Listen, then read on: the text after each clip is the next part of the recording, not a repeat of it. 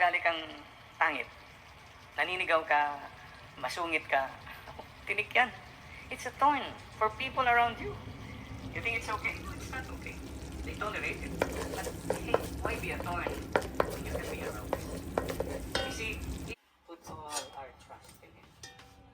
As we come before the Lord before Him, we honor the saints. He suffered so much. The vines be with us, Lord. Almighty, ever-living God, by whose gift we venerate in one celebration the merits of all the saints, bestow on us, we pray, with the prayers of so many intercessors, an abundance of the reconciliation with you, for which we earnestly long. Our Lord Jesus Christ, your Son. The COVID war is raging, spreading, and now we have a cruel typhoon that is already here, that is approaching. There are many things beyond our control. Let God shine through. Ito lang po, ang bottom line. Kung your life is just all about you, ang ganda ka. Look at all these great, wise, learned, powerful leaders. Where are they now? It was all about them and their lives with us. Look at the simple saints who practice humility and heathenness. Padre Pio, and well, lately for me, that's it. Participate in that, you are a saint, or maybe a saint in the making. All of us are a work in progress. And today, Sisters and Brothers, is a special day for all of us, and tomorrow is also All Souls Day. Nung bata po kami, ang tawag namin sa cementerio, Campo Santo. What does it mean? The camp of the saints. The holy camp, the holy place. So, ibig sabihin po niyan, all of us are called to become holy, to become saints. And as we honor the saints, as we remember our loved ones, well, yan, iba ngayon, no? Wala tayong mga flowers, pupunta sa cemetery, etc. Something's changed. Pangit. Naninigaw ka, masungit ka, tinik yan. It's a thorn for people around you. You think it's okay? No, it's not okay. They tolerate it. But hey, why be a thorn when you can be a rose? You see, if by the grace of God, you say, Lord, I follow the Beatitudes, I will be meek, I'll be humble na, ialay ko na po, ayaw ka na pong manag. Nangyari, mayroon kang kaaway na hindi mo pinapatawad, tinik pa rin yan sa buhay mo, sa buhay ng ibang tao. Ang sakit kaya niya. But once you forgive, following the Beatitudes, okay na, bahala ka na doon. That thorn, that painful, burdensome thorn has become a rose.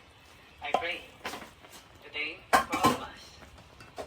This is maybe what conversion is all about. Lord, convert the thorns in me to become roses, pleasing to you, pleasing to our Blessed Mother. So mga kapatid, ito po ang isang wag na wag po natin kakalimutan. And speaking of loving now, may I share with you a very simple sulat ni Nanay. Ito po, sabi, as you listen to this, will you please remember your loved ones who have gone ahead or who are still with you. Maybe the Lord would like to speak to you this simple letter. A mother writes, mahal kong anak, sa aking pagtanda, unawain mo sana ako at pagpasensyahan. Kapag dala ng kalabuan ng mata, ako'y nakakabasag ng pinggan, nakakatapon ng sabaw. Anak, huwag mo naman akong kagagalitan. Alam mo maramdamin ang isang matanda. Nagsaself-pity ako tuwing sinisigawan mo ako, anak. Eh kung mahina ng tenga ko, hindi kita maintindihan, huwag mo namang sabihin na bingi. Anak, pakiulit na lang ha, pasensya ka na. Matanda na talaga ako. Kapag mahina ng tuhod ko, pagtsagaan mo sana akong tulungan tumayo at hintayin, huwag madaliin. Katulad ng pag-alalay ko sa'yo, nung ikay bata pa at hindi makalakad. Pasensya na rin anak. Madalas ako'y makulit, paulit-ulit. Parang sirampigan. Pasensya ka na rin sa aking amoy Amoy matanda. We honor the saints. We honor the old souls. If we love now. Now na. May God give us the grace not to focus only on ourselves. But to really for you and for many for the forgiveness of our sins. Do this in memory of us.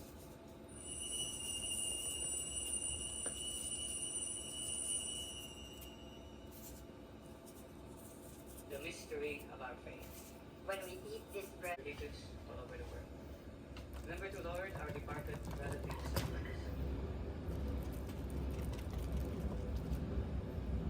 As you pray also for all the victims of COVID-19.